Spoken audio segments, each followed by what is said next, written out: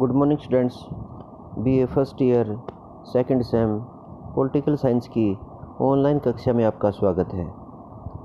आज का हमारा क्वेश्चन रहेगा भारतीय राजनीति व्यवस्था में जातिवाद के प्रभावों की समीक्षा। परंपरावादी भारतीय समाज में आधुनिक राजनीतिक संस्थाओं की स्थापना भारतीय राजनीति की एक अनोखी विशेषता है। भारत में राजनीतिक आधुनिकीकरण के प्रारंभ होने के पश्चात ये धारणा विकसित हुई कि पश्चिमी ढंग की राजनीतिक संस्थाएं और लोकतांत्रिक मूल्यों को अपनाने के फलस्वरूप जाति जैसी पारंपरिक संस्था का अंत हो जाएगा। किंतु स्वाधीनता के बाद भारत की राजनीति में जाति का प्रभाव अनवरत रूप से बढ़ता ही चला गया। जहां एक ओर सामाजिक एवं धार्मिक क्षेत्र में जाति की शक्ति घटी है, वहां दूसरी ओर राजनीति और प्रशासन पर इसका प्रभाव बढ़ा है।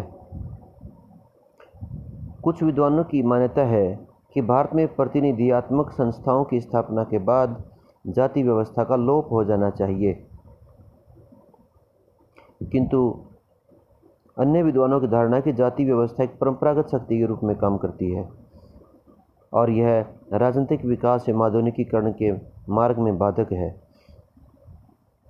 इस संबंध में प्रोफेसर रजनी कोठारी कहते हैं कि कोई भी सामाजिक तत्व कभी पूर्णतः समाप्त नहीं हो सकता, अतः यह प्रश्न करना कि क्या भारत में जाति का लोप हो रहा है अर्थहीन है। उसके अनुसार जाति व्यवस्था आधुनिकीकरण और सामाजिक परिवर्तन में रुकावट नहीं डालती, बल्कि इसको बढ़ाने में महत्वपूर्ण भूमिका अदा करती है। अगर जाति का परंपरागत अर्थ एवं रूप की बात करें तो जाति प्रथा किसी न किसी रूप में विश्व के हर कोने में पाई जाती है, किंतु एक गंभीर सामाजिक कुरीति के रूप में यह हिंदू समाज की ही विशेषता है। यह व्यवस्था एक अति प्राचीन व्यवस्था है। सामान्यतः यह माना जाता है कि जाति प्रथा की उत्पत्ति वैदिक काल में हुई। पहले यह कर्म पर आधारित थी, बाद में जाति प्रथा में कठोरता आ गई और यह पूरी तरह जन्म पर आधारित हो गई। एक जाति से दूसरी जाति में अंतःक्रिया असंभव हो गई। भारत की जाति की विशेषताएं अगर बात करें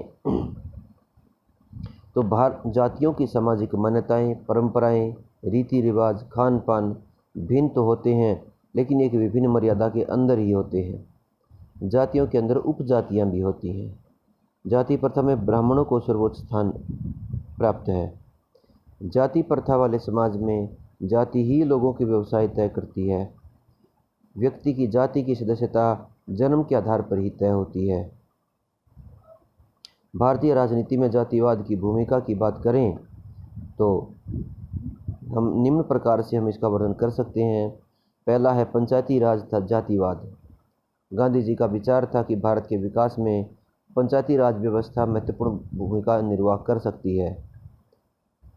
आज़ादी के बाद 73वां संशोधन अधिनियम 1992 आया, जिसके अंतर्गत देश में पंचायती राज व्यवस्था लागू की गई, लेकिन ये पूरी तरह सफल नहीं हो पा रही है। इसका मुख्य कारण है जातिवाद। जातिवाद पंचायती राज संस्थाओं की कार्यप्रणाली पर दुष्प्रभाव डालती है। राजनीतिक दल। भारत में राष्ट्रीय दल चाहे प्रत्यक्ष तौर पर जातिवाद का समर्थन न करते हों, किंतु क्षेत्रीय दल खुले तौर पर जातिवाद का समर्थन करते हैं। कुछ दल तो बने ही जाति पर आधारित हैं, जैसे तमिलनाडु में डीएमके था, एआईडीएमके ब्राह्मण विरोधी दल है। इसी प्रकार उत्तर प्रदेश में समाजवादी पार्टी पर यादव जाति का वर्चस्व है। बिहार में जनता दल कुर्मी लोगों की पार्टी बनकर रह गई है। जैसे भारत में भी इंडियन नेशनल लोक दल जाटों की पार्टी बनकर रह गई। चुनाव प्रचार के बारे में बात करें तो भारत में चुनाव के समय प्राय सभी उम्मीदवार जाति को सबसे अधिक वरीयता देते हैं और जाति के नाम पर मतदाताओं से अपने पक्ष में वोट डालने के लिए कहते हैं।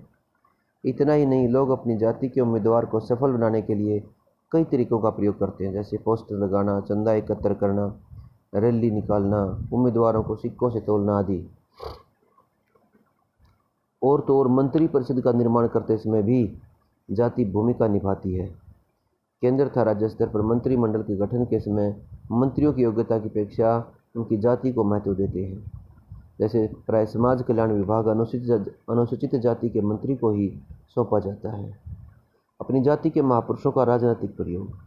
राजनीति में जाति का प्रभाव इतना अधिक बढ़ गया है कि भिन्न भिन्न जातियां अपने लाभ के लिए महापुरुषों का राजनीतिक उपयोग करने में कोई संकोच नहीं करती हैं।